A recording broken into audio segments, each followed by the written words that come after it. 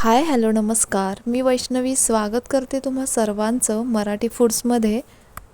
आज आपण बघणार आहोत एकदम मऊ लुसलुशीत चविष्ट मँगो शिरा कसा बनवायचा. चला तर मग वेळ न घालवता लगेच रेसिपीला सुरुवात करूया. आंब्याचा शिरा बनवण्यासाठी इथे एक हापूस आंबा घेतला. आता त्याचा संपूर्ण गर काढून घेऊया. शिरा बनवण्यासाठी इथे कोणताही आंबा घेतला तरी चालेल. शिऱ्यासाठी आंबा निवडताना तो आंबट घेऊ नये, गोडच असावा. आंब्याचा गर हा भरपूर प्रकारे काढता येतो. मी इथे 2 पद्धतीने काढला आहे. तुम्हाला कोणत्या पद्धतीने आवडतो ते कमेंटमध्ये कळवा. गर काढून आंबा स्मॅश करून घ्यायचा किंवा मिक्सरला फिरवून घ्यायचा. आता शिरा बनवण्यासाठी 1 वाटी रवा आणि अर्धी वाटी साखर घेतली. 1 वाटी आंब्याचा गर स्मॅश करून घेतला. आवडीप्रमाणे कोणतेही ड्रायफ्रूट्स घ्यायचे. इथे मी काजू आणि बदाम घेतलेत. पाव वाटी तूप घेतलं, साधारण 8 ते 10 चमचे तूप. छोटे छोटे मँगो पीस कट करून घेतले. थोडी वेलची पावडर घेतली आणि 1 वाटी दूध घेतलं. आता गॅसवर एक कढई गरम करायला ठेवायची. त्यामध्ये 4 ते 5 चमचे तूप घालायचं. इथे बघा, सुरुवातीला मी 4 चमचे तूप घेतलं. तूप हलकंसं गरम झालं की त्यामध्ये घालायचा रवा. शिरा बनवण्यासाठी इथे मी बारीक रव्याचा वापर केलेला आहे. इथे आपण कोणताही रवा वापरू शकतो. रवा तुपामध्ये छान असा खरपूस भाजून घ्यायचा. इथे बघा, रवा अजून कोरडा दिसतोय, त्यामुळे यामध्ये आणखीन 2 चमचे तूप घातलं.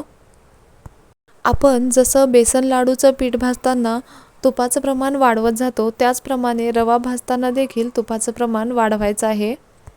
रवा थोडासा भाजल्यानंतर आणखीन 2 ते 3 चमचे तूप घातलं. घेतलेल्या तुपापैकी 1 चमचाभर तूप शिल्लक राहिलं. हवं तेवढं तूप घातलं. आता रवा खरपूस भाजून घ्यायचा. तुपामध्ये रवा ओला झाला पाहिजे एवढं तूप घालायचं. जास्त पण तूप घालायचं नाही. रवा भाजून झाला. आता यामध्ये कोमट दूध घालायचं. गॅसची फ्लेम लो ठेवायची आणि याला छान असं मिक्स करून घ्यायचं. इथे 2 वाटी दूध घातलं तरी चालेल किंवा 2 वाटी पाणी घातलं तरीही चालेल. 1 वाटी दूध घालून आटवून घेतलं. आता यामध्ये मँगो पल्प घालायचा आणि मिक्स करायचं. पल्प घालून छान असं मिक्स करून घ्यायचं आणि याची कन्सिस्टन्सी चेक करून पाणी किंवा दुधाचं प्रमाण वाढवायचं. कारण रवा अजून कोरडाच आहे, पूर्ण दुधामध्ये भिजलेला नाही. इथे बघा, रवा व्यवस्थित शिजण्यासाठी अजून 1 वाटी पाणी ॲड केलं. तुम्हाला हवं असेल तर अजून 1 वाटी दूध यामध्ये ॲड केलं तरीसुद्धा चालू शकतं. आता गॅसची फ्लेम हाय ठेवायची आणि यातील पूर्ण पाणी आटवून घ्यायचं. रवा मोकळा करून घ्यायचा. 1 वाटी शिऱ्यासाठी अर्धी वाटी साखर पुरेशी आहे. यामध्ये अर्धी वाटी साखर घातली. साखर घालून याला परत छान असं मिक्स करून घ्यायचं. साखर विरघळल्यानंतर गॅसची फ्लेम हाय टू मीडियमवरती ॲडजस्ट करत शिरा छान असा मोकळा होईपर्यंत हलवत राहायचं. इथे बघा, शिरा छान असा मोकळा झालेला आहे, अजिबात चिकट झालेला नाही. आता याच्यावर फक्त 2 मिनिटे झाकण ठेवायचं. गॅस बंद करायचा. आता एका बाजूला कडल्यामध्ये तूप घेतलं. तूप हलकंसं गरम झालं की त्यामध्ये काजू बदाम टाकायचे.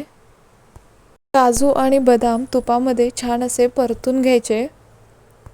इथे बघा, दोन्ही जिन्नस तुपामध्ये परतून घेतले. याला आता काढून घेऊया. शिरा मोकळा मऊ लुसलुशीत होण्यासाठी त्याला जास्त तुपाची गरज नसते, तर त्याला व्यवस्थित भाजणं गरजेचं असतं. 2 मिनिटांनी बघा, काय मस्त शिरा बनवून तयार झालेला आहे. आता यामध्ये भाजलेले काजू बदाम घालायचे. थोडीशी वेलची पावडर घालायची आणि याला छान असं मिक्स करून घ्यायचं. आणि इथे बघू शकताय, शिऱ्याला कलरही किती मस्त आलेला आहे. एकदम कमी तुपामध्ये मऊ लुसलुशीत मोकळा मोकळा शिरा बनवून तयार झाला आहे. बघूनच कोणालाही खावासा वाटेल. आता शेवटी यामध्ये थोडेसे मँगोचे काप टाकायचे आणि हलक्या हाताने थोडंसं याला मिक्स करून घ्यायचं. प्रसादासाठी बनवला नसेल तर किंचित मीठ घालायचं आणि आणि शिरा टेस्ट करून स्वर्गसुखाचा आनंद घ्यायचा. या आंब्याच्या सीझनला ही रेसिपी प्रत्येक घरामध्ये बनली पाहिजे, एवढी साधी आणि सोपी आहे. तुम्हाला कशी वाटली कमेंटमध्ये कळवा.